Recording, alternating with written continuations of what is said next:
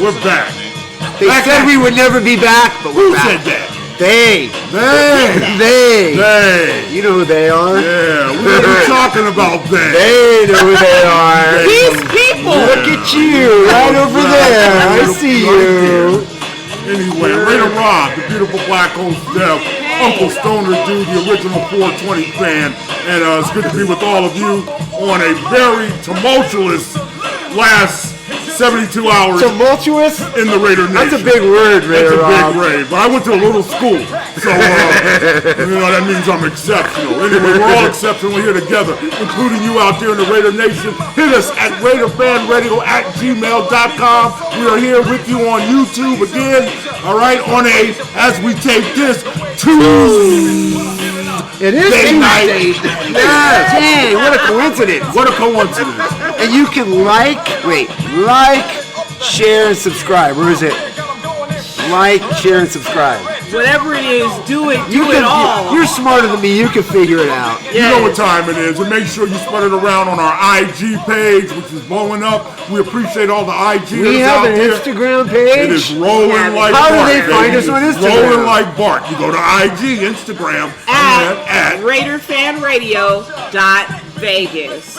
That's us on IG at RaiderFanRadio.Vegas. And a lot of you have just been finding us and subscribing, and we thank you so much for that. And we're at Facebook too.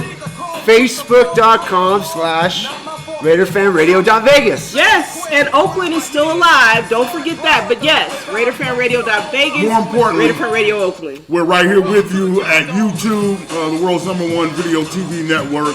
And you can catch us here when we're here. Are we and we're here. YouTubers? No, I'm a fucking Raider fan. I'm no YouTuber.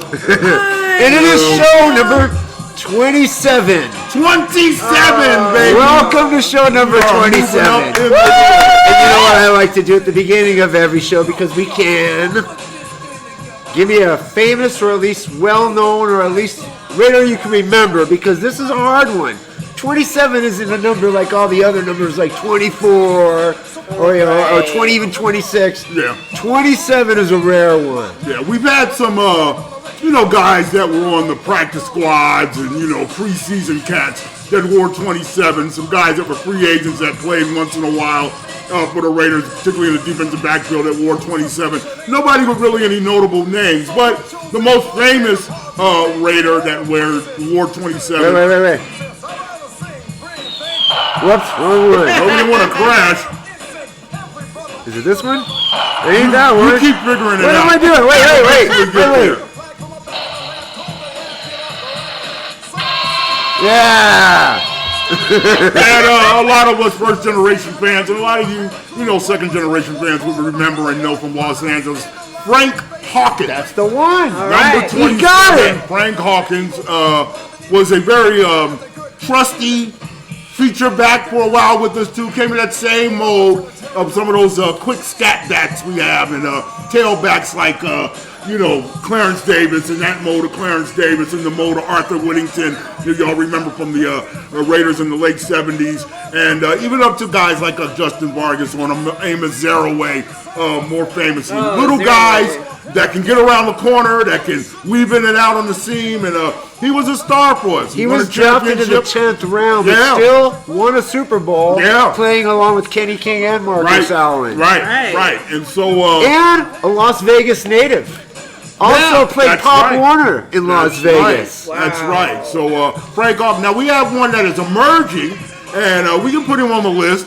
But he's going to have to get his shit together. You must be speaking of Trayvon Mullen. Yes, I am speaking of Trayvon Mullen. Isn't he injured? He's injured now. Yeah. That's not going to put you on our greatest list. Whoever takes over this show 20 years from now, they want to be able to do this too on their 27 show. And be like, our uncles and our aunt talked about 27. The great Trayvon Mullen, He works down at the strip now, signing autographs at Bally's, I'll never forget the most forgettable one for me, and that's Fabian Washington. Fabian. He's on that long list of, we've been talking about cornerbacks that Al Davis tried to draft after Charles Woodson and take the place of Charles Woodson, even Nnamdi Asomugha at one point. Right. But Fabian Washington definitely joins that club. He only played for us for a couple years.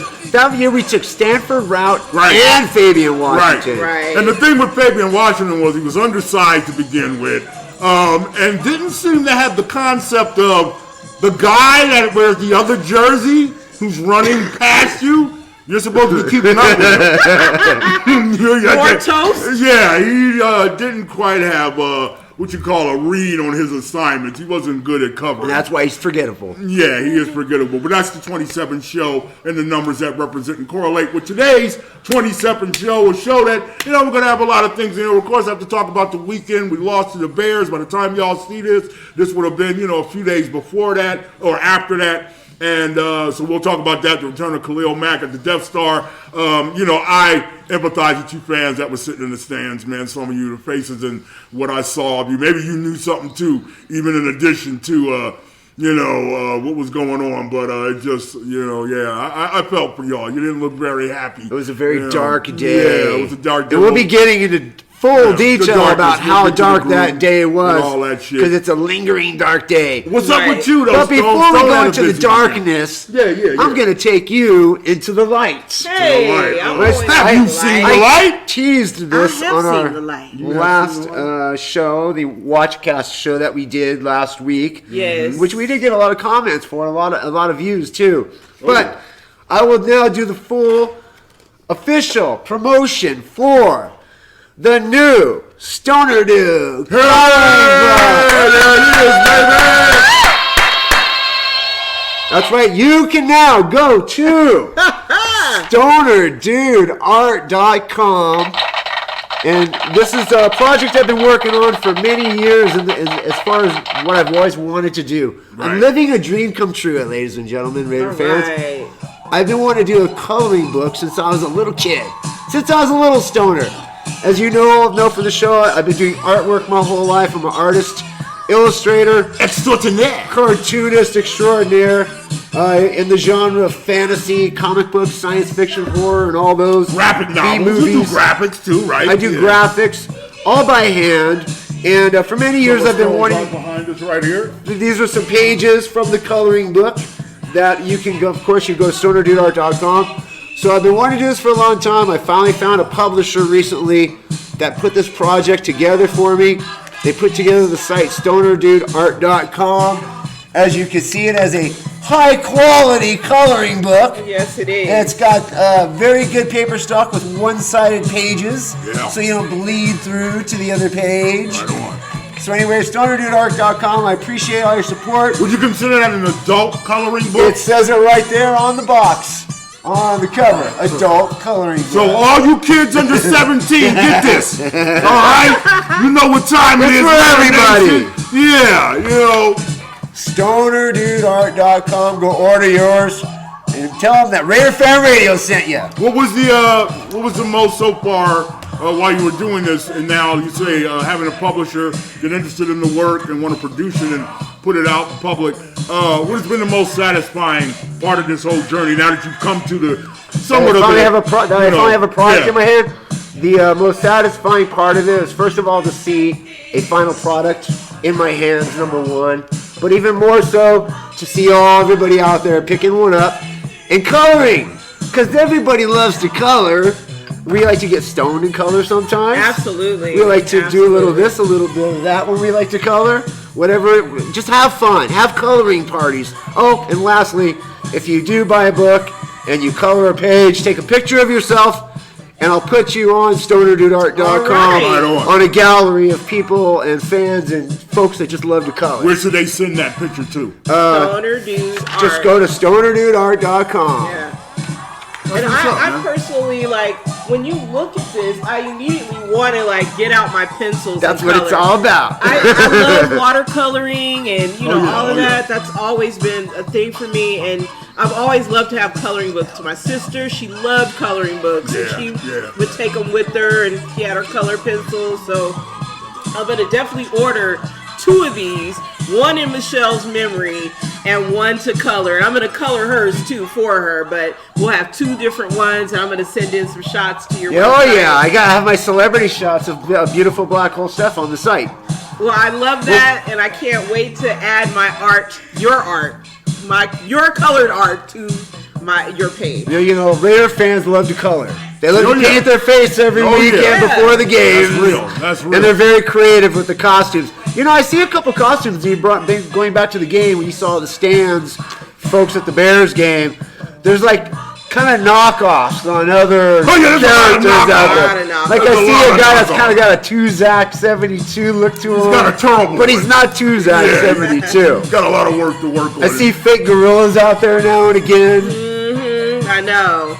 And it's just like that's what it's become. But that's how famous and how legendary the Oakland Raider Nation is, you know, and that's where it originates. You know, Yeah. speaking of legendary Oakland Raider Nation, Oakland Raider fans, we haven't done this officially on the show yet, but I have to say, Raider Rob, recently over on YouTube on our channel here, you did a personal dedication to Black Hole Rob Rivera, right?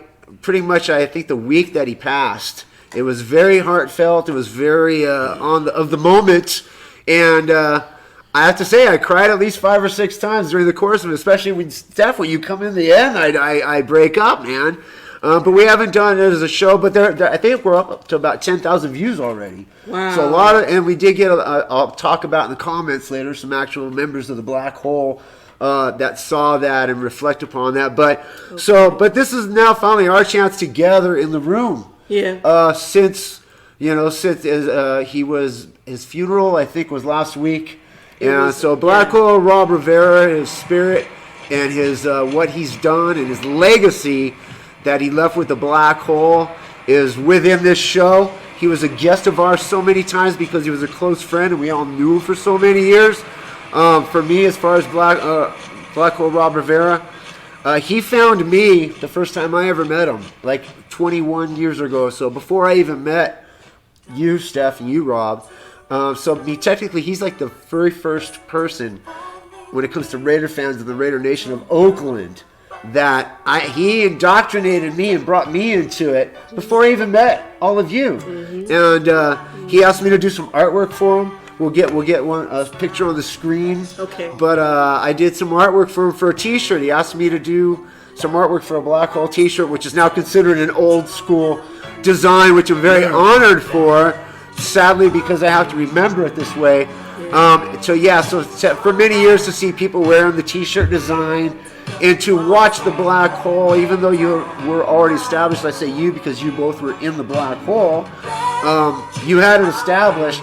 But I watched it skyrocket and take off from there in a big way from 1999 on into the 2000s, where it became a global brand, a globally recognized fan base, and pretty much, I think, established the Raider fans of the Raider Nation, especially when they moved to Oakland, past the Dog Pound, which was the bar that was already set. Yeah. It grew much bigger than that. And to this day, I'll even say this, because every time I drive by that Death Star, as we call it, it's black. Yeah. It's black. Yeah. You know why? Because the Black Hole insisted that they wanted to paint the original Coliseum black. I'll never forget that. Yes. They wanted to take rollers and just roll that motherfucker black. And Black Hole Rob always said every time in the corner, he could be, millions of people be walking by a Raider game, and all you heard was, "We're black. We're black." If somebody was wearing white or silver, whatever, we're black. It just, a voice came out of nowhere. You know, it was always Black Hole Rob in a corner and have a beer or something in his hand. We're black. So that's why I personally kind of carry that torch, or at least notion about the Black Hole. Raider Rob, you said he wanted to, the idea of looking from the blimp down into the Coliseum, right, and it being looking like a black hole. Yeah. That's how he sold it to me back in 1999. So that's pretty much some of the things I wanted to say about Rob. And, Go ahead. I'm sorry. I'm taking up all the time here because I know you got a lot to say too. No. In light of the relationship you had, again, for all of you that are not new or younger fans, the audience out there that has responded to us and are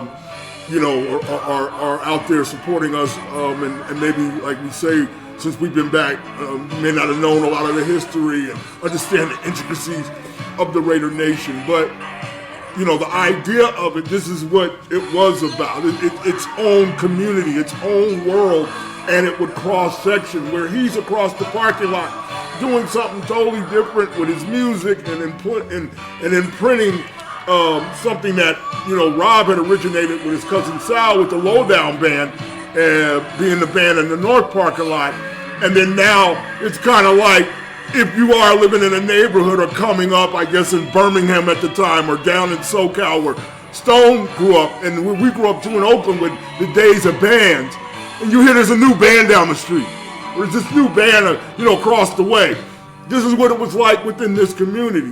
There was this new band that was coming up in the South End parking lot. They were getting it going. And it was beautiful, and Rob was conscious of that. And one of the things that Rob, and I don't know if you knew this, but one of the things he used to say to me, and that he wanted, was to get Raiderhead to play the Black Hole as much as, Stone and passing and just, us in our private time. I want to tell some of the backstory too. I want you to finish what you said. Black Hole. It was almost like a full circle moment.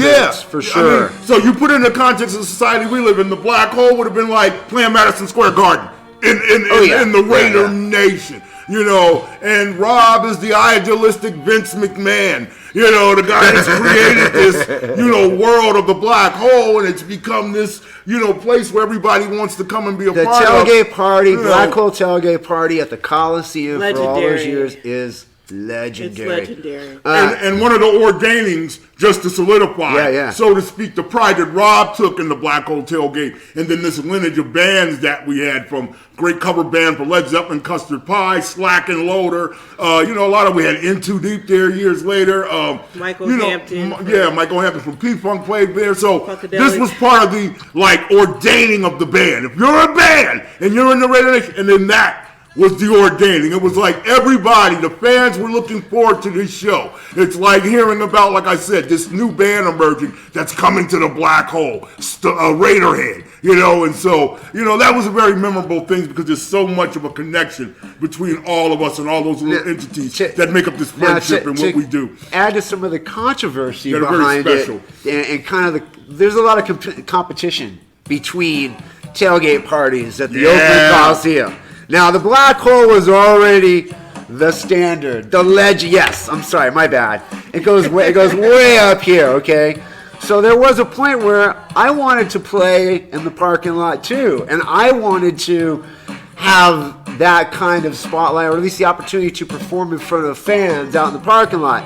Well, the Black Hole was so booked up and so filled up with members, I was pretty much at the bottom of the, at the beginning. At the list. Yeah, like I said, I was the new guy. Yep. And Black Hole Rob knew me and everything, but like you said, you had all these great players and all these great people coming to your tailgate parties. Raider players would go there. It was the place to be. And then that's where me and my entrepreneurial mind, in a lot of bit of way, competing with Black Hole Rob Rivera. Now, for all of you know, like you said, locally, people in the Bay Area, they all grew up together. Right. So they knew each other. Right. For example, Raider Stump from the South Shield tailgate party, which I'll get to. What's up, Raider Stump? He was, him and Black Hole Rob were Little League coaches, and they would play against each other. And they would, and they grew up together. So it was very competitive. So I find this little tailgate party way on the other side of the other parking lot, south parking lot, the middle of nowhere compared to the Black Hole. Black Hole is right by the entrance where the players rolled in. It was like a Hollywood rock star entrance. The action. Where the action was at. So this little tailgate party way at the other side of the parking lot with nobody. There was no cars because nobody went to the game. We were on Rodeo Drive. They were on La Cienega. Definitely. And this little tailgate party called the South Shield Tailgate Party, who didn't even have this T-shirt at the time. Right. They said, "Hey, you can play at our tailgate party." And I, being the entrepreneurial opportunist that I am, said, "All right." And that's where pretty much the South Shield Tailgate Party is where I started the band Raiderhead. That's where the origin of that. Right. So a few years went by, and the South Shield got bigger. Not as big as the Black Hole, but we got pretty big. And got big. I'd say we got pretty big to the point where all of a sudden the Black Hole's like, "Hey, who are these guys on the other side of the block? Or the other side of the Coliseum?" And it was us. Yeah. And Raider, so because of Black Hole Rob's pretty much being full and not being able to deal with me on a full-time basis at the time, I went and started a whole new thing. Next thing you know, there's a competition They wanted to have softball matches. Yeah, and all these things. All those things. Tailgate, who had the best food and all that kind of stuff. Right. And their members would come over to our place, and ours would go over to their place. Right. And then, yes, the pinnacle was years down the road, maybe almost 10 years later, Black Hole Rob and Raider Rob arranged it. They were the Bill Grahams at the time. If you don't know who Bill Graham is, the concert promoter, look it up and Google him. Bill Graham Presents. And anyways, they put it together, and they finally asked us to play there. We did it. And right now, you can go, as a matter of fact, on YouTube, type in Raiderhead ABC7 News. And that's right. And ABC7 News, Larry Beal, the host of that particular segment, did a whole segment on Raiderhead, and it was because we were at the right place at the right time at the Black Hole tailgate party in front of all of the Black Hole and all the fans of the North parking lot. So all that, I attribute all that storytelling to Black Hole Rob Rivera. You know, he's such a significant role in everything. And I just want to say to everybody out there and his family and his friends that all know him and love him, comment about him here on Raider Fan Radio, talk about him. We'll keep his memory alive forever. We'll always have stories to tell. And we're saddened, it's hard to even fathom how sad we've all been feeling now this past month or so. Raider Man, everybody out there. Raider Man spoke at his service. And that was a very, very touching, because I could hear the pain in Raider Man's voice as he was doing one last Raider Oath. Thinking about just the tailgates and everything. We also would go to the Hilton. We'd be at the Hilton Hotel partying, because everything started really like Thursday, and then Friday we would all meet. We were at the, this was a Raider week over the whole weekend, right? When they were home, and I walked in one of the events. It wasn't even like there was no game that week, and it was like I walked in. I think it was when you were being honored, Raider Rob, by RaiderFan magazine and Tim Del Rosario.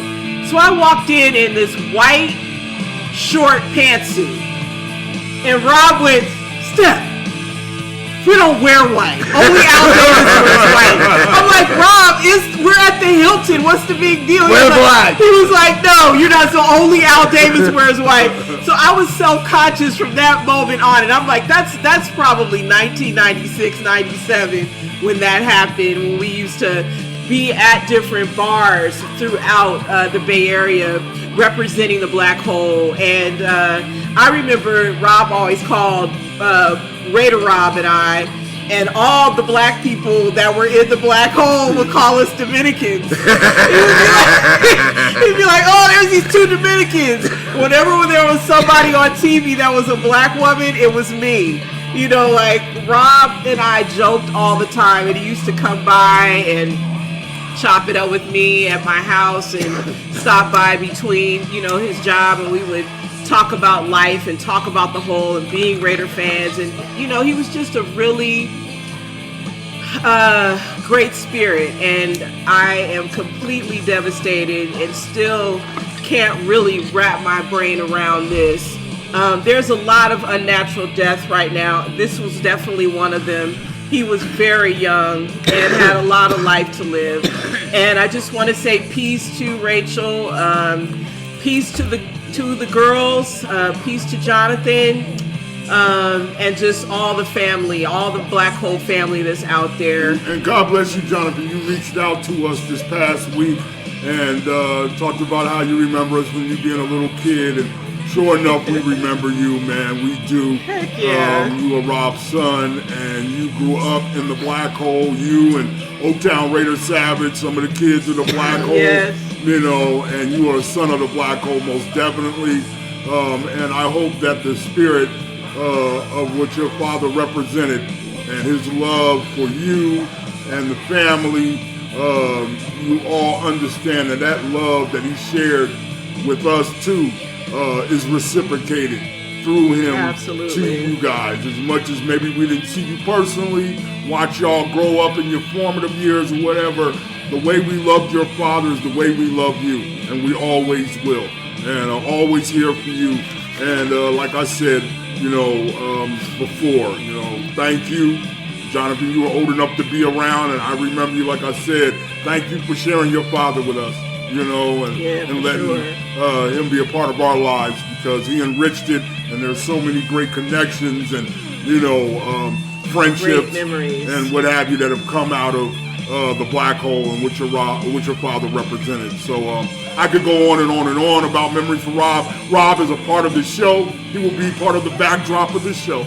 And so we'll talk about Rob down the line. I'll be definitely having memories of Rob and whatever. I had my own little personal piece, but just wanted Stone to really give his remembrances because, like we said, this is a big nation, and that nation in Oakland was big, but it was so inclusive and it crossed so many paths, and that was the whole intention of it, for it to be like society. You never know who you're going to meet, but you know that it's a Raider fan. That's kind of the cool whole thing about what we're doing here on the show. Raider love. The fact that we can communicate and just correspond with so many friends and fans around the world. It all sometimes starts with just that one person with an idea and an ideal, and just having the passion and the desire to see it through. And next thing you know, a whole world can come from it. Yeah. But speaking of the world, let's talk about the world now, where we are and what's going on in our world. And I can tell you right now, it is fugly in Las Vegas right now. Yeah, what he said. Yeah. The Raiders played the Bears. Where do we start? Sunday. Where do we start? Do we start 20 years ago? Do we start a week ago? 2 days ago? Yesterday? Today? The Raiders play. I'm starting. The Raiders played the Bears Sunday against at the Death Star and got their ass whooped 20-9. Okay, and your friendly neighborhood quarterback. Wait. Yeah, you can. Arms car. Where's my football? Okay. I don't know. You gotta do it too. Come on. Okay, Arms car overthrew a touch pass. Now, for some of you people that are new to the game of football, Oh no, he caught Harvey. or rough We're starting with that's the news. or rough at making love and touching your woman. A touch pass means it's supposed to be delicate. It's supposed to be touch on it. Where the touch that you put on it, Show it. you give it a finesse. There you go. Where the ball like drops into the receiver's hands, Yeah. and there's no dispute that was your intent. Not overthrow a guy on a touch pass and then point down the field like Tony Romo's brother, which I've been calling you for the last 3 years, and act like it was his fault. It is rare that you see a quarterback in any level of football, from Pee Wee, no, I'm just playing. Hey! What are you calling all the way up to the NFL. Overthrow somebody on a touch pass. And thus, Raider fans, Gotta get closer. That's why I get him close. of what the problem offensively is of the Las Vegas Raiders. And why I wanted to get rid of that motherfucker, and why he has to go, and why under whatever coach is on the sidelines with the silver and black, that guy is not a winner. He's not a killer. And you're not going to get it. You know what? You saw a killer last night. Like I said, this will be about 3 or 4 days. Lamar Jackson. That was a killer. Man, wow. Yeah. He's a comeback dude. Down in fucking... Josh Allen. Did you see Josh Allen this weekend? too. Did you see Los Angeles? He beat the Kansas City Chiefs. Did you see Bob? Thank Did you you. see Justin Herbert of the San Diego Chargers of Los Angeles? Did you see that? We've been talking about it for a year. More expressively me. He has. And it's come to I give fruition. him full credit. I'm a goddamn GM waiting to happen. We'll get to that later. Yeah, there might be some positions open. There are positions open. But in the baby. meantime, the biggest position that's occurred now in the past 72 hours is that Coach John Gruden has officially resigned Yes. as the head coach of the Las Vegas Raiders. This, to me, I mean, it's national world news. It's world news. It's world news right now. It's as big as it gets. It is. We campaigned here on this show for 20 years to bring him back. And he finally comes back. Okay, I did. I did it first, and then they started to when we went through 10 other coaches, and they couldn't do shit. But the bottom line is he did come back. It was to be the glorious. Well, I wrote Al Davis. What's that? I wrote Al Davis, and you know, told him what time it was. You told him to and my second option. What did you tell Al Davis? The letter will flash up here. I told him to go get him to right the wrong like he had wrote the wrong with Art Shell and bring him back. Yeah. Okay, That was like 2009, that he was box office. Hi, Stephen A. Smith. Excuse me, Stone. You cocksucker. Okay, I see you on your show, and I know who you are, Stephen A. And I go back to the Philadelphia Inquirer with you, saying box office. I've been watching you, dude, and you said it 5 times a day in one show, so I know you're new to saying it. Stop stealing my shit, you motherfucker. I know how to get to Connecticut, you know, or New York, wherever the fuck you are. Anyway, I remember the day that Coach Gruden was traded in the middle of the night by Al Davis. How devastated I was that day. Ever since after the Tuck rule, I never. And of course, we ended up losing to him in the Super Bowl. I mean, we all know the story. But for Unfortunately. many, yeah, exactly. He's that much more significant. Exactly. And then he does finally come back for the 10-year contract. And as you all know now, because of what's called, and here's where the controversy lies. Why he got fired, the timing he got fired, and the fact is now he's gone. Yeah. But this all happened just in the past 3 days. Speculation from parts of emails that was investigated by the New York Times, and then also with the NFL.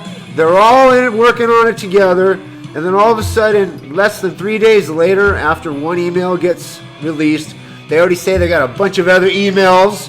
Yeah, in case you basically try to get out of this, they were going to get you no matter what. And then by Monday Night Football, they've already got the full pre-planned script of misogynist, racist, what's the other one? Homophobic. Homophobic, yeah. He's all these things all of a sudden. That's what they want you to believe in the matter of 72 an hours. overall insensitive, asshole, jerk, frat boy behavior and attitude hidden in emails where nothing's hidden. And go ahead, though, Reedy. I mean, I'll do my thing. Go ahead. Oh. Where do I begin? I mean, this does go back, but what I will say is this. Of course, that wasn't the relationship that John had with the Black Hole or with us as Rob as Raider Nation, Stone as Sal Shield. It wasn't. But at the same time, that's who he is. He's almost 60 years old. He was about 49 when he said it.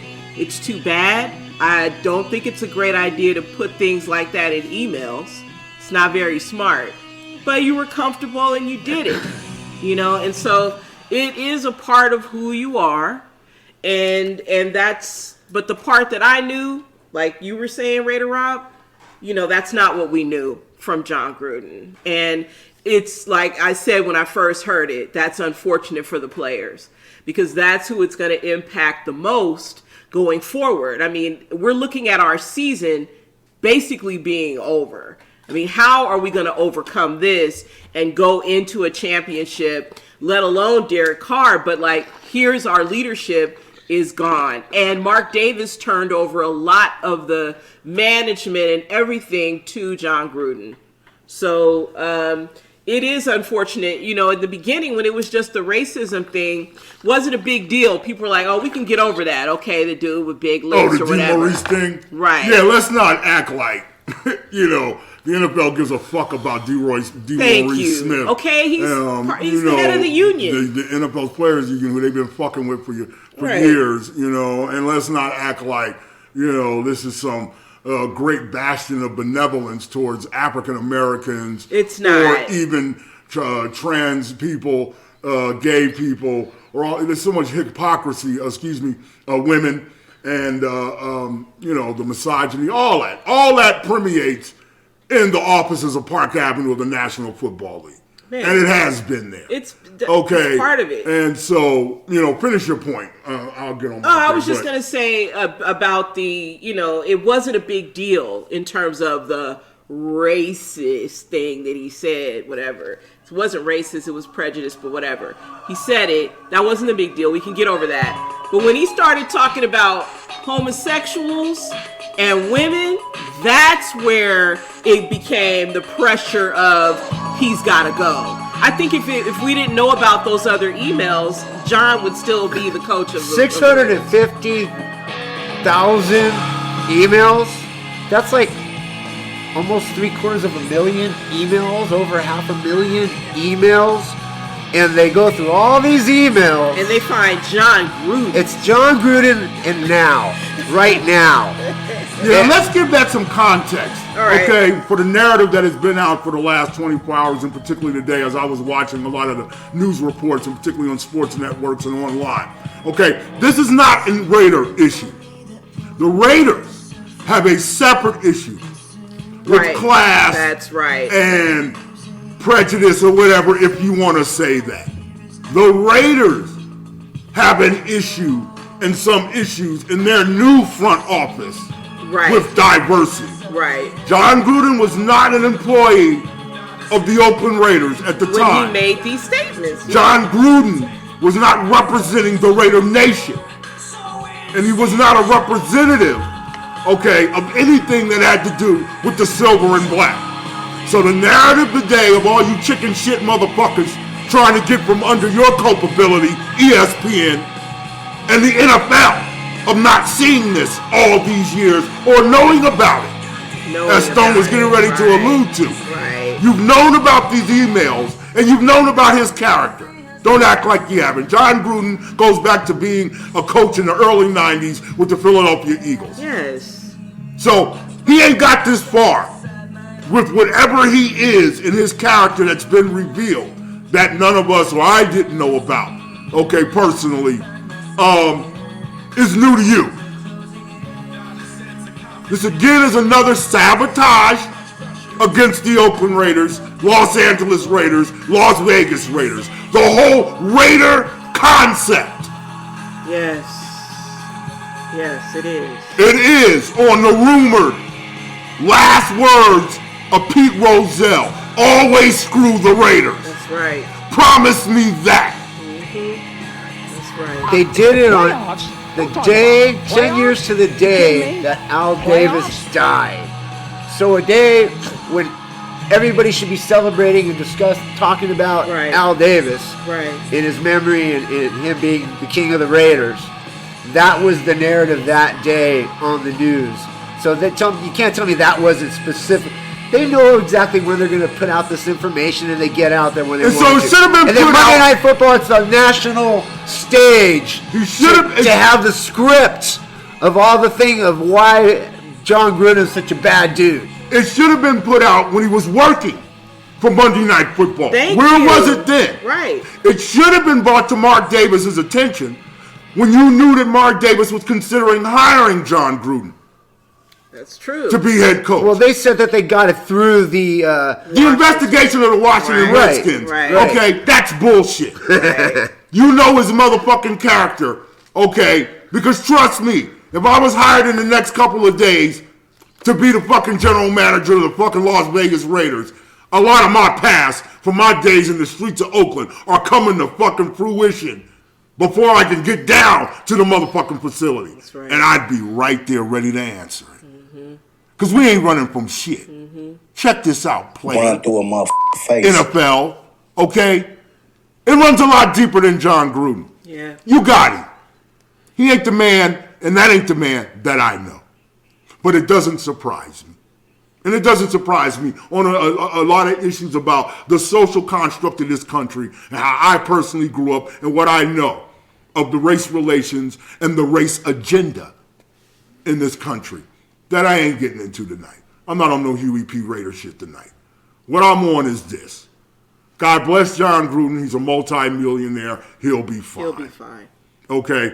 We need a new head coach, And we'll be talking about that in a minute because I've got a list. The one thing with issues like this across the board is a lot of motherfuckers, particularly you in power, don't have no motherfucking solutions. Okay? And there ain't been a solution to this race problem since the people in power made it a thing long motherfucking time ago. And it's still a stain on this country, and it ain't going nowhere. That being said, ain't the John Gruden I knew. I wish him well. I'm sorry that this had to be revealed, and it's John Gruden. But the NFL can kiss my black ass. There you go. 50 years I've been living with this shit from 1972 until today. You have been sabotaging, you have attacked, you have continuously tried to tarnish and burn down the institution of the Oakland Raiders and the Raider organization and culture and its fan base, the beloved Raider Nation. You will pay for this. You need to pay for this. Yep, they do. And I mean this. We as fans must stand up for this thing. And we must stand for us against them. Because whoever's coming in after this, Gruden, for all his faults, was really the last official connection outside of a lot of us first-generation fans, and those of you from Oakland, that have a connection back to that man, Al Davis, and what the mantra and the manifesto and the whole ideology of the Raiders is. Right. It's gone corporate now, it's getting glitzy, and I personally smell a hostile takeover coming.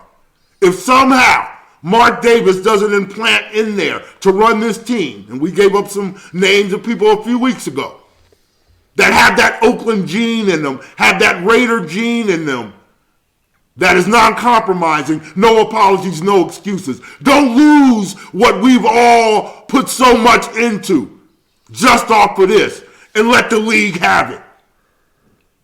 Because they're coming after us. They have been. They've been coming after us. And this is just another long list. I said it earlier, Stone said it when he got here to the studio. You know, you tucked our coach. You have tucked us again. Yep. And you have kept doing it. And it's on film. Yep. It's on record. It's like the Tuck rule feeling all over again. Mm-hmm. And it's that permanent. It is. And it did. What about your motherfucking racism? When we gonna have a black commissioner, motherfucker? Huh? When is that gonna happen? When you gonna have a black commissioner? What about black ownership? How come that's never considered or encouraged? When is that going to happen? What about a Latino female referee? What about an Asian head ref? Asian head ref? Asians watch football too. Asians contribute to the commerce of the National Football League. So one media out there, don't try to put this on the Raiders. He just happened to be an employee of the Raiders at the time. This has been revealed about his character. Right. And two, fuck you, Roger Goodell. You are a pussy. You've been a pussy. On some real shit. Well, the part of the retaliation is because Coach Gruden said things about Roger Goodell and some other players. Right. And specifically, they're the ones who make this all go through to where they can get him fired, at least put pressure on the Raider organization. Yeah. So, you know. Yeah, this is a pussy-ass move. Think about where Mark Davis has been in this whole position. He's now had the NFL and Roger Goodell and the New York Times investigation. All that's led to where he had to put pressure on John Gruden. And he also had, and they're also doing that thing with the vaccinations at the stadium as well, too. Right. So the Raiders now as a whole, the organization, the Raiders, are in this really precarious position now in history. Not just in the Raider history. And it's fucking intentional. And it's fucking intentional. Okay? It is. We fucking start off good. We're a promising team in a new city.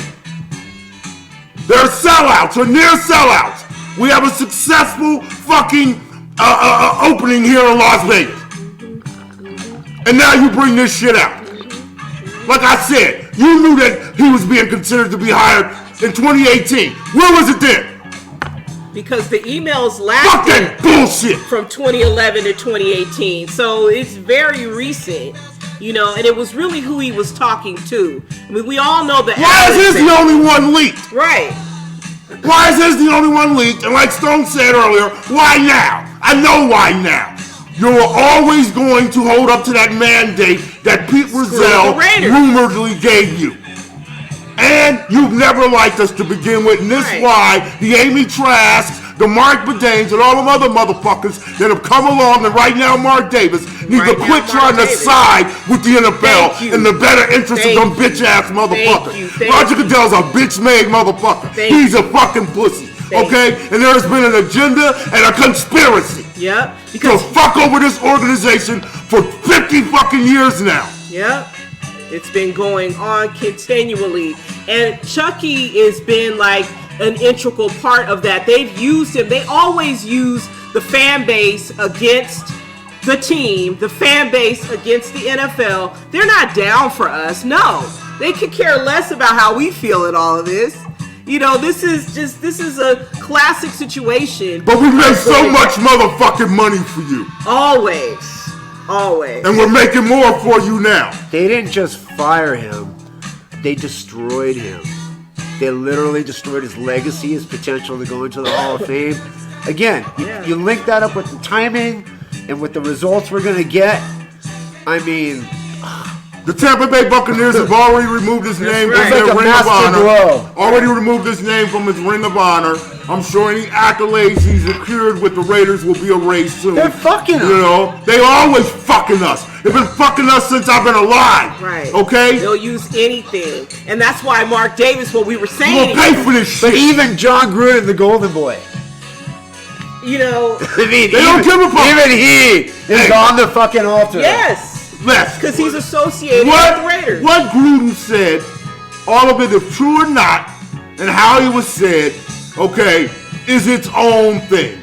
And it was wrong in the society we live in, and there may be pockets of this world where some people could give a fuck about it, some people do, whatever. We know what agenda is going on socially and the manipulation that's going on in media to have certain segments of our society favored over others. Okay, but the common theme is, okay, the fucking Raiders. Okay, I'm a man of Al Davis. That's what the fuck I give a fuck about. What I'm talking about. He's a grown motherfucking man. That shit's on him.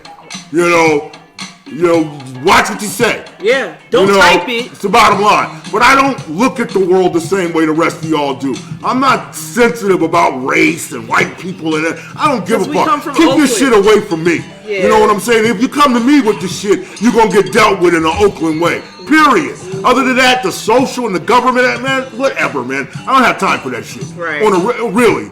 Okay, period. Yeah. All my bottom line is there's a bigger fight when it comes to, you know, the legacy of the Raiders. Okay, there's a bigger fight. All right, that's the bottom line. And it's some bullshit. You know, it's some fucking bullshit that you pulled this shit on us. You know, and so it has to be redeemed. I'm seeking redemption and revenge. I know, Stone, I know. But, you know, now that I'm going, I'm just pissed. That's all. Raider Nation, stay with your team. Believe in what you know the Raiders to be. Gruden's just one person. I don't know what Mark Davis is going to do. We'll get through comments and all this and what we're going to do here. But, you know, we'll talk about coaches and what happens right now. Rich Basillo will be taking over. He's a special teams coordinator, has a long history of being a coach in football, 60 years old from Yonkers in New York. He will be the head coach intimately now for your Las Vegas Raiders. He's got a long history of as a assistant head coach and special teams coordinator. He's usually been with some good teams along the way. We got good coaches, at least. Now, here's a situation. Everybody's been calling for more imaginative play calling, and there's the. Well, I thought you were going to find it in the fucking special teams coordinator. There's a lot of viewers out there that didn't want Chucky anymore. They were anti-Chucky. They wanted him out the door just as fast as he left. Yeah, but not like this. You know, I mean, how did you want him out? You know, like after this year, you know, you go you search and you find somebody that's going to be a good match.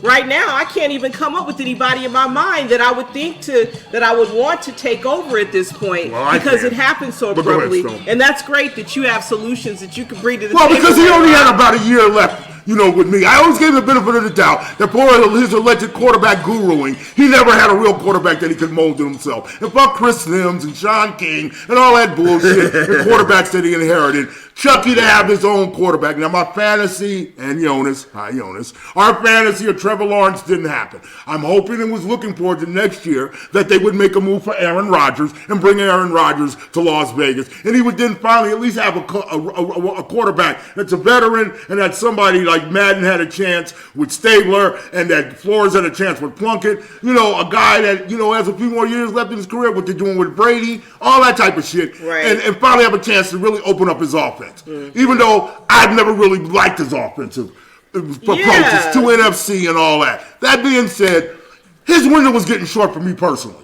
It's time for Carr and him to go. Any coach that doesn't produce in 4 or 5 years should go. But I'd rather buy you out at like $35 million than at $80 million. Sure. You know what I'm saying? So that's why for me it was at least another year. I feel you. If Carr was going to be here. Now, if they were going to, now we'll come back next year. And it's Carr and Gruden, both gotta go. Okay, both them motherfuckers gotta go by week 3. Well, that would have been my sentiment. Because of the fact that John Gruden that. Carr's gotta go. Fuck Derek Carr. that motherfucker's gotta go, man. He gotta go. Now that Gruden is gone, the likelihood of Derek Carr and the team even being broken up next season is very real. Now. Yeah, exactly. Yeah. So that's to be continued. But in the meantime, I am going to root for the dudes going on the field to play Denver. Hopefully those players can bring it together and at least play football. You're going to make mistakes, you're going to fuck up, but go out there and fucking hit somebody and try to win a football game in spite of all the bullshit. Right. Be a professional, and do what you have to do. You get a mulligan for last Sunday. Carr doesn't. Yeah. The rest of y'all get a mulligan for last Sunday. Defense has got to step up, of course. Khalil Mack came back and had a, classic day, as a lot of players do when they return to play their former team. It was his day. And then it was the day of Justin Fields. Justin Fields went all to town. Yeah, and this has been, of course, as we know, something that we have done in our culture of the Raiders since they returned to Oakland, whether it was the late, great Fred Lane, Ron Dane, motherfucking Matt Castle, has-beens, wannabes, could-have-beens, and rookies. Yes. We will make them look good. Yes. The muscle hamster. Does anybody even remember the muscle hamster? When did he run for 190 yards against us one afternoon? This is a part of the track record of the Raiders, and it's sad that it had happened this past Sunday. And again, while y'all see this, that'll have been a few days before, but we're getting ready for Denver, up to Denver, like Stone said, up the road. And, Von Miller's back healthy, Teddy Bridgewater, veteran, and what have you. But, whatever Richie Basile is, I hope that he can instill in the Raiders, at least like Stone said, get the motivation up to win a game. Rich Bisaccia. Rich Bisaccia, yeah. Get yourselves motivated. Sounds like Sriracha. Yeah, right. To win a game, and Gruden's gone now. That's over, and we'll see what Bisaccia's got. And we're 3-2, and we're still in the hunt in the AFC West, and so Yeah, let's not hit that downward spiral. Right on, baby. Keep it up. Right on. Well, in the meantime, we're going to keep it up by moving it along, and we're going to break out the comments on our show. Comment section. RaiderFan Radio. RaiderFanRadio.Vegas. Here to let you know comments. You can comment right here. Like, share, subscribe. Comments are here just for you. At RaiderFanRadio.Vegas. We are averaging 24,000 views a show. We're really going to allow Stone to be the statistician of our show. I know. Yeah. Who left out? You can question me all you want. Silver, Marco. All I know is it says it right here. Somebody come get the stats. 1,648 subscribers. Wait, say that. How many subscribers do we have? 1,648. I just looked at it. We're growing. More to come. We're growing like a weed. So we had some comments about the Scooby-Doo segment that we did last show. Everybody. All of a sudden popped up everywhere. I was watching one of them, what's the thing with the big trucks?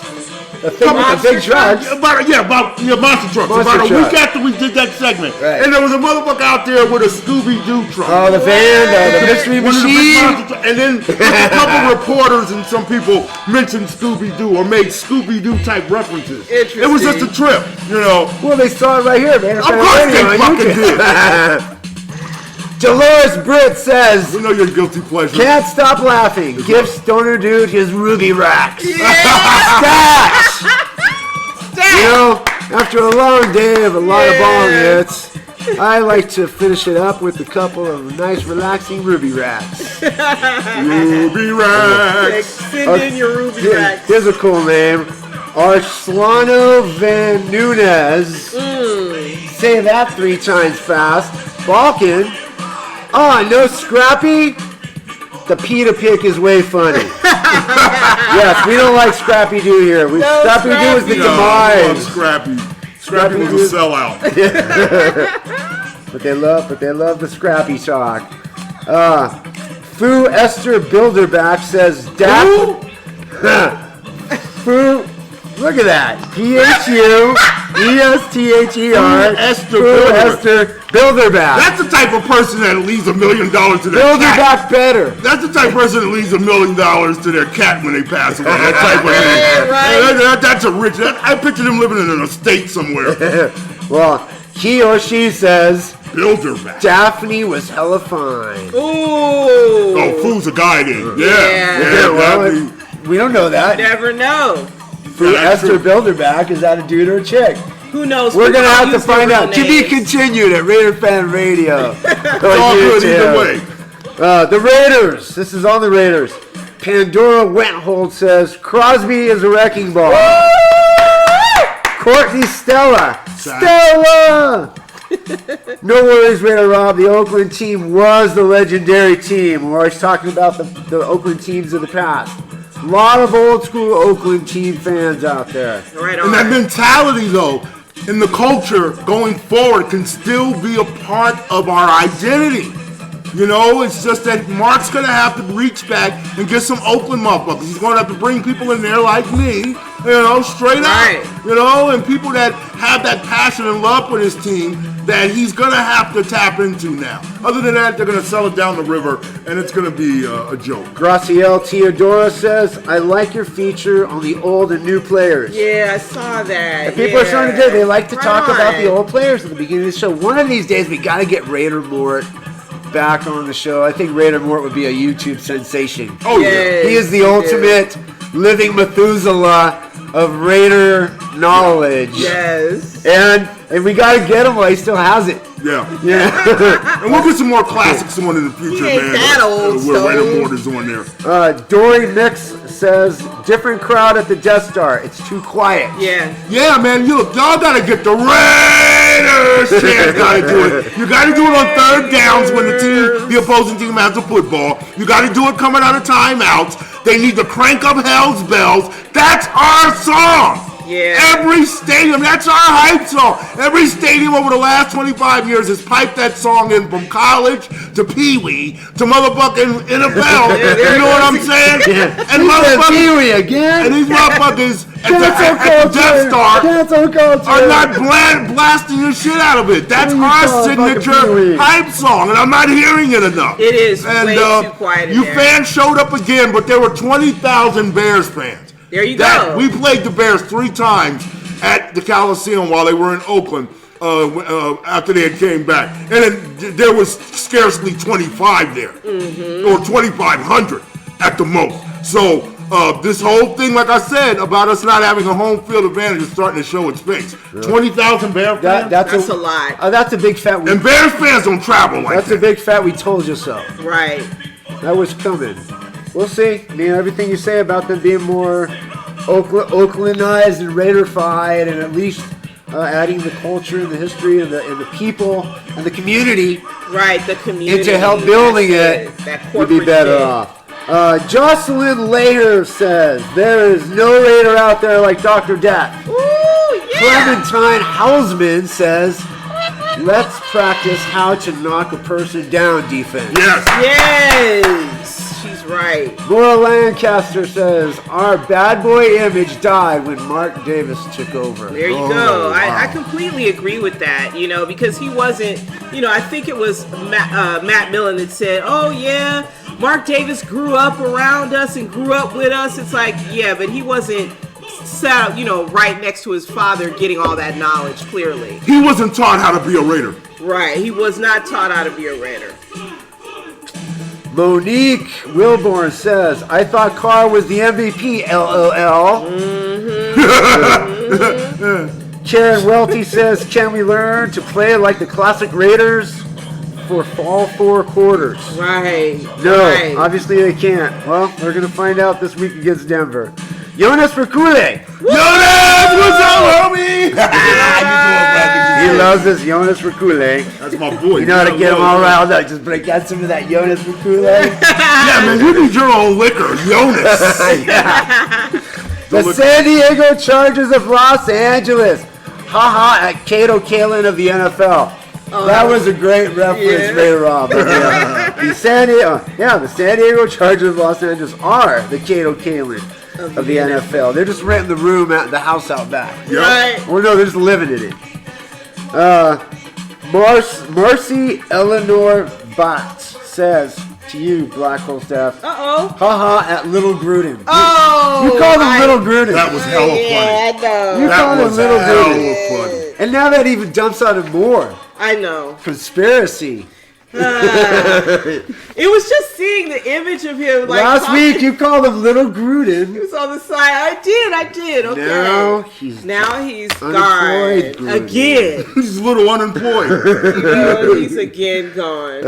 Anyways, a lot of viewers comment on how they need to see the Raiders not have to play from behind every single game. Okay. On the show, We agree. Carmen Warwick says, great music and energy at RaiderFan Radio. Can't wait for the next shows. Yeah! Right on. I can't Carmen. wait for the next shows either. Right on, girl. We made it to 27. This one is from John Martinez. Hey, Raider Rob. What's up, John? This is John Martinez. Want to thank you for the tribute to Black Hole Rock. Yes. Tim, Rich, Harry, Junebug are all around still cheering on our boys and living out the legacy of the Black Hole. Yes. God bless and good luck to you on your future endeavors. Thank you, John Martinez. Right on, John. One of my great friends, and a guy that is a very underrated, what we used to call capper. A mug. Capper. What's a capper? Well, being a capper, capping is an age-old urban art form of playing the dozens with Plenty each of that other. at the Black Is Hole. it like dice or something? Everybody else plays. Is it No, dice? ranking on each other. Your mother jokes. Oh, your mom and and Joe. insults and all that shit. Yeah. Don Rickling each other.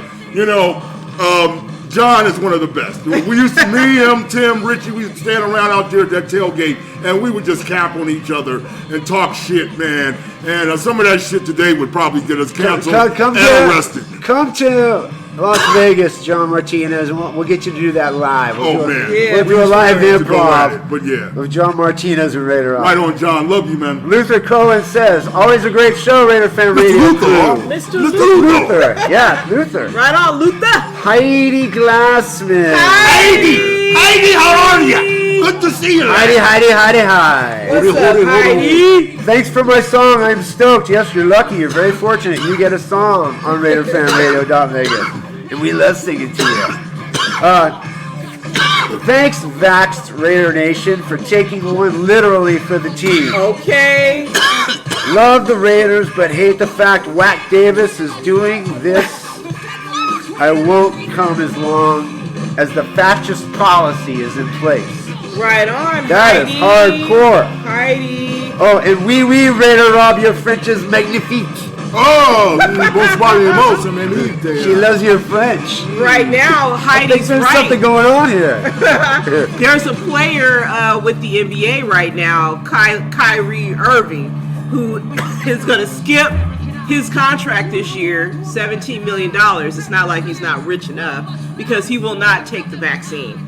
So, well, initially, he was allowed to be around the team in the facility, and he was going to be banned from playing in certain cities like San Francisco, where they're in Los Angeles, where there is a mandate against you being unvaccinated. Right. Okay. Then it became that, he could practice with the Nets and what have you, and they were still deciding what his fate was going to be. That's discrimination. Earlier today, I saw that he was going to be banned exclusively from playing until he got vaccinated. Right. So I think that's what precipitated him, if this is the latest news, that he's going to forego playing this year. Yeah. Well, Hildred Perinello says, having fun at home with my Woodson wine. I know that's right. Not going due to the vax requirement. Right on. And Yolanda Brandy says that Scarlet V requirement means I won't be going. That's right. A lot of harsh words. Still, a lot of fans aren't going to the game. I know I'm not. Because of that reason, I would love to be going to the games, man. I would love to be going to the games. And IG too. It's killing me that I can't go to a game. Yeah. I keep getting opportunities and tickets because no one's going, so it's easier to get tickets. Right. Right. Yeah. And then I can't go. Right. Lastly, but not leastly, and I know you already brought up his name earlier, but why not again? Because it's significant to the show today. Yeah. This was from Slick Rick. Sup, Stephanie and Raider Rob. I'm Jonathan, Black Hole Rob's son. Yes. Right on, Jonathan. I remember y'all when I was little. Rest in peace, Pops. Yeah. I'm a subscriber now. Amen. Thank Right you. on. Thank you. Thank We love you, you, Jonathan. Jonathan. And I need to also shout out and say what's up to some of our IG folks, because IG has really been taking off, and there are some people that are also intertwined with our YouTube comment section that Stone so eloquently does every show. Son Krupp, I wouldn't know about how you eloquent. doing? Karina Welty, you've seen your name in the comments. Thank you for jumping over to IG and while following us there too. Ayana Rosario, yes, Sack's got a prep for that, and Gus is going to have the blitz more to loosen it up. That's the answer to that question that you had. Connie Schulman, hello Connie Schulman, I love that, and blessed 2 stadiums. You killed it. He said that the NFL had blessed us with 2 stadiums. Okay. When we were in San Diego of Los Angeles. Mm-hmm. And this name that I just love, I must give her my hellos. I have seen your name too in the comments, Miss Florentina. All right. Hello, Miss Florentina. And tomorrow I'm going to open up a glass of red, make a little pasta, you know what I'm saying, with a little Parmesan Formaggio. You maybe, Dominican. Yeah, you really Italian. serve it up. Well, you're Dominican. I'm talking about an Italian meal. Dominican And Italian. maybe one day, I'll be able to, There's Dominican Italians. serve you something very nice Yeah. at my spot, Raider Rob's Vegas Street Grill. But Miss Florentina with such a beautiful name. And Nisha Duchesne. Yes, Joey Bossa said he is double loaded with spook juice. You are exactly right. Joey Bosa a week ago, Talking about Derek Carr. Derek Carr confirmed what I have been promoting and telling you here, that guy is garbage. Okay? Garbage. All right? He's scary in a motherfucker. And we saw it again. And going into Denver, a hostile environment for the Raiders, can't go in there like that. And, yes, it was beautiful while it lasted. And, this last week aside with all the drama and off the field shit, the offense can be better. It can be more explosive, and it by now being led by an 8-year veteran who has seen all the ups and lows and downs, has went through personal fucking injury and having to come back, and also having to deal with the psychologics of being a guy that, particularly since we came along, is taking a lot of outside slings and arrows about his character and his preparation and his efficiency on the field. And all that being said, toughen up, okay? Because you're almost out the door. I need you to pad your fucking stats so you're tradable in February. Stop fucking around and get your shit together, okay? Because it's time for you to go, man. It's time for you to go. At Raider Fan Radio. Stone! Raiderhead played this weekend. Go ahead. I'm sorry. Well, yeah, I will throw that out there first. If you're coming to the game for the Eagles weekend, 23rd, you can see Raiderhead at the Rockstar Bar, Saturday, October 23rd. There's the address on Las Vegas Boulevard. The event starts at 5 p.m. We go on around 5:30, and we're pretty much going to try to play there as much as we can before a home game for the rest of the season. So right on, okay. For anybody out there that's coming to a game that weekend, come look for Raiderhead Saturday, 5 p.m. at the Rockstar Bar. Right But even on. more importantly than that, this weekend was Eddie Fest Yeah, you were talking Las about Vegas. that. Yes. I just At Vamped. How did that I go? performed at Vamped with I'd say about 15 or so, maybe even almost 20 different players. Some of the great players in Las Vegas doing a long-awaited, when I say a long-awaited, they've been wanting to do this since he died a year ago. Okay. Which has been a year. He died around the same week or so, Al Davis. People are talking about Eddie Van Halen too. So, Right.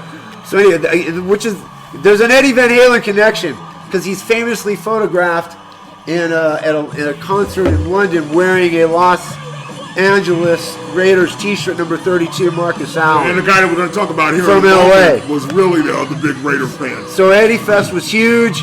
Thanks to Jeff Duncan, the lead guitar player for Armored Saint, who put it all together. We're going to try to do it every year from now on, or at least as close to every year as we can, because it was such a success. And there's so much great music of Van Halen. Yeah. You can't just every year you could do it all over again. It's always fun. A room full of people living their past from the 70s all through the 80s. I love it. Through these musicians that were having fun doing it. And that also leads us to talk about the big news for us in the music world this last week is that Diamond David Lee Roth, has officially announced, and I believe it this time because I've been saying he should have been doing it for quite a while. Yeah. But David Lee Roth is officially going to retire from the stage. He's going to hang up the shoes or something like that. We love you, Dave. Yes. And he's going to do his last shows of his final retirement in Las Vegas at the House of Blues for 5 nights. Woo! And as you were hearing right now in the background, the great Alex Van Halen will be playing drums those 5 nights as well. All right. So, we gotta get our tickets. I think we gotta get those press passes. Yeah. Yes. We gotta go. What do you call it? We gotta finish Do that some out. investigative reporting. Yeah. One of the greatest rock That's right. showmen in the history of showmanship, and one of the great entertainers in all of entertainment and music history. When it comes to rock music, yeah, he's right there with Jagger, right there with Mercury, right there with Plant, right there with Ozzy. He is the preeminent frontman. A guy that could just take over a stadium. If you want to see a man command an audience, please watch on YouTube the US Festival from 1983 and the Van Halen set. Also watch Van Halen live at the Oakland Coliseum, where the great video Unchained is recorded at. I, as a kid, was at the show a night, 2 nights after that. They did 3 nights. Dang, you were at that show. I've seen Van Halen In their prime. a number of times in their Yeah. prime. I've had the pleasure of personally meeting David Lee Roth and having path crossings with him. Yeah. Most notably, after he left Van Halen in 1985, he was recording part of his Eat 'em and Smile solo album up at Fantasy Studios in Berkeley. And I was working at the Berkeley Marina Marriott. And Dave came in and rented out the whole bottom floor of this new addition to the hotel that had been built. And Steve Vai, Greg Bissonette, all of them. They were all there. He had the Redwood Suite on the first floor. And what he did is he picked certain people. He wanted to line up certain people that worked in the housekeeping department to be there in his area because it was all exclusive and all that. His manager, Peter Anderleese. Anyway, I was one of the guys he picked, and I was picked to be on his floor. And the first time I see him, I'm coming through the courtyard in the back, and he's out on the balcony on the first floor of his patio, just sitting there with a magazine, hair tied up. And I went, Diamond Dave, what's up? And he went, hey man, good to see ya. You coming in? Good to see ya. Right on. And I was like, yeah, man, da-da-da-da. So I guess I'll be working with you and all that. But anyway, so I'm there, so I'm backstage in the show some years after that. Before that, Mean Streets tour at the Oakland Coliseum. And seen him backstage. We used to sneak backstage all the time for all the shows. And I've told that story about how that was our summer thing. So anyway, David Lee, man, inspired me. young man who had dreams of being in the music industry. You're kind of like the Black David Lee Roth. Oh, God bless you. He inspired me. I've seen you perform. I definitely. You have a lot of David Lee Roth. He inspired me, and I like your style and your delivery. I like to spin a yarn and what have you. But then 2000. Well, think about it. For five nights in a row, they're gonna. They haven't announced it, but if you're doing 5 nights in a row at the House of Blues, you're recording all those nights, hoping you get at least one really good. Of course. And that would really be awesome if this truly is to be his last concerts for some kind of memory of that evening at its best. Yeah, and that's edited down. 2007. Man, we got a low battery here. We can plug in. 2000. We're almost done. 2007. When they returned. Partially reunited because Michael Anthony wasn't there, and it isn't Van Halen without Michael Anthony. All right, give some to the bass player. Was there for that. Matter of fact, me and Black Hole Steph went to see them at the Coliseum. 2007. Yeah, and that just was, it was great to see them back together. But you grew up with Van Halen. Van Halen is the quintessential tailgate music, particularly at the Oakland Coliseum. Yeah. You know what I'm saying? Was quintessential. Black, white.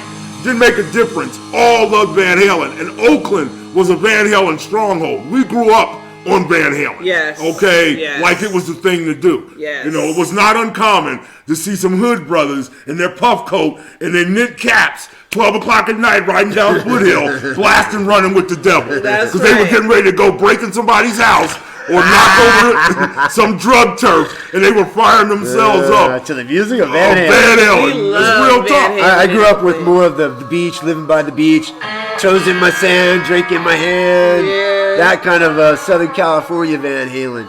So anyways, we'll see him there in February. We'll further get into that as it comes our way. Love you, Diamond Dave. I think it's a worthwhile event for us to follow as journalists and reporters to bring the world through Las Vegas into the final performances of David Lee Roth. What's your favorite memory, one of your favorite memories? Because I know you've seen him live too, haven't you? I didn't get to see him till the Sammy days, which was a great concert, 5150. I didn't get to go to the David Lee Roth shows. Did you like David Lee Roth? Of course, I grew up on him. I mean, I loved Van Halen as much as I learned how to play drums to Alex Van Halen as much as I did Kiss and Aerosmith and Queen and all those other bands. Tragically and fucking blasphemously, one of the most underrated drummers blasphemously to live. He is the most underrated drummer of all time. You have not. I thank God above that I was blessed to see Alex Van Halen play drums live in concert.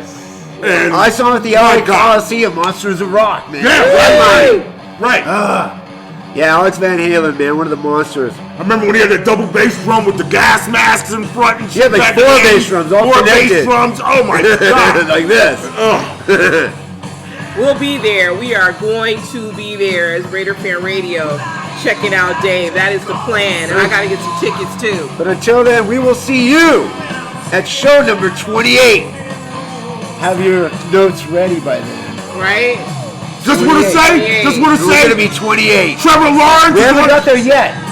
Trevor Lawrence is on his way to London. He's coming there with hair like the great David Lee Roth, Robert Plant, Robbie Daltrey. They'll all be in Piccadilly Square pulling at my man's hair. Had a great game last week. There is still hope and belief that one day, Trevor Lawrence will kiss the ring of the Raiders and be our savior. I still believe in it. I'm watching you, Trevor. I love you, kid. Go to London and give him a tiny hip. Great time there, Chad. If we can hope for John Gruden for so many years, we can hold out for Trevor and Raider. I definitely believe so. Peace out to everybody in the Raider Nation, and certainly peace to everybody that has anything to do with our Black Hole and Black Hole Rob. Peace and love, everybody, and later, John. See you on the next one. Raider.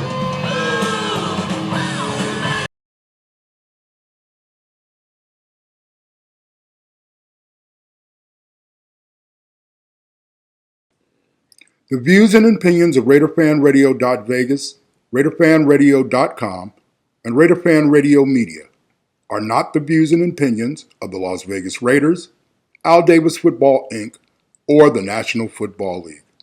RaiderFanRadio.Vegas is an independent media source.